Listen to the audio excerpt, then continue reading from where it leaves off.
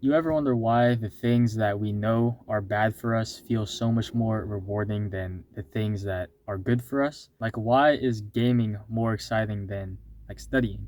Or why does ice cream feel more satisfying than a bowl of organic fruit? Or why does scrolling on social media feel easier than hitting the gym? The answer is just a simple effort to reward ratio. Let me explain.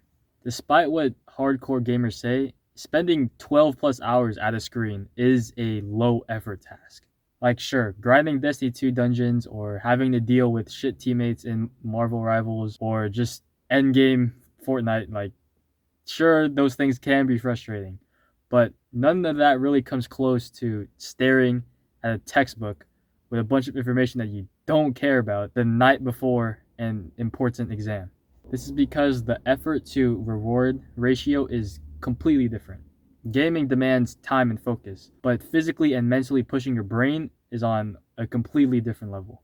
This concept goes beyond just video games and like studying because it applies to really anything that we find enjoyable versus anything we find boring. So, how do we actually make the boring tasks engaging? The key is finding that sweet spot, that Goldilocks zone where the challenge feels neither too hard nor too easy. And yes, this is the same concept as that old fairy tale that we're all told as kids. The one where Goldilocks eats one bowl of porridge and it's too hot.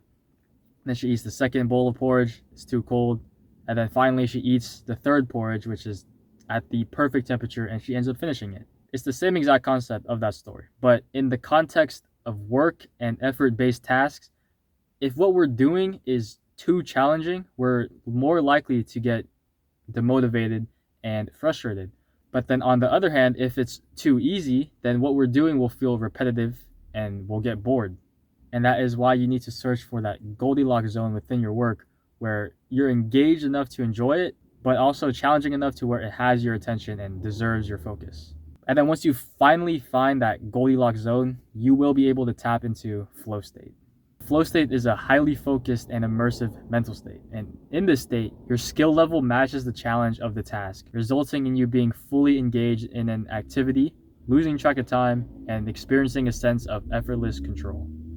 And now, even if this is your first time hearing about the concept of flow, you've 100% experienced it, especially if you've played video games throughout your life. This is because tapping into flow state during activities like video games, sports, doom scrolling on TikTok is pretty much effortless because of the exact reasons that we discussed earlier. That's why to enter flow state in less engaging activities like studying, working, or paying attention in class, you need to find that sweet spot of challenge. For example, take this video or the blog post that I written that I'm using as a script for this video. It's not as daunting as having to write like an academic essay, but it's also not as brain dead as texting a friend. It strikes that perfect balance where it's engaging enough to keep my focus, but also not so difficult to where it becomes frustrating and I don't want to do it. Through trial and error of writing online for a little over a year now, I have found that sweet spot in consecration that allows me to become immersed into my work and actually makes me like fully present, fully engaged, and focused. And it makes me lose track of time when I'm writing on my laptop to post a blog post or a newsletter. And then I use those posts as YouTube scripts. And so just throughout time, I found like my system of writing that works for me and allows me to tap into that flow state. And so for you to do the same, all you really need to do is look for that Goldilocks zone within your professional work, your creative arts, or even things like training or dieting. But I will warn you that this isn't something that comes right away. It takes time, trial and error, and the right mindset to be able to actually find that perfect sweet spot of deep work to enter flow state.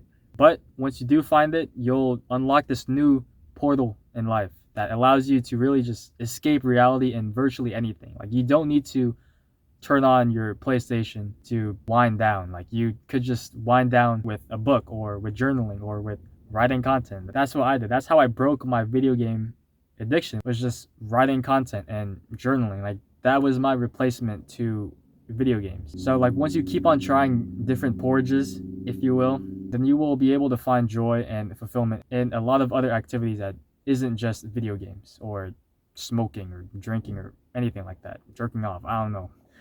That's it for this video. Hopefully you found it valuable and you learned something. Check out the description for the rest of my socials, and I'll see you in the next one. Bye.